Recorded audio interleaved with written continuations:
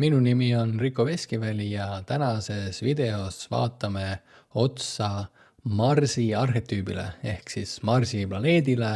Räägime temast kui sõjajumalast, võib-olla saab ka temasse kuidagi teistmoodi suhtuda.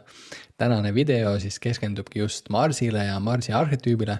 Siin on siis Marsi see astroloogiline glüüf. Ja sellel kanalil siis me hakkame siin ka aeg-ajalt tutvustama planetaarseid arhetüüpe, vaatame neid siis sellise vana nurga alt, vaatame neid uue nurga alt, loome siis sügavamat suhet nende 10 planetaarse arhetüübiga. Ja hakkame pihta, et täna siis keskendumegi Marsile. Siin paar videot tagasi me rääkisime Saturnist rohkem, Saturni tsüklitest. Ja Marss ja Saturn on ka sünnikaardis siis just need sellised raskemad tegelased ja nende raskemate tegelastega ongi olulisem suhet luua.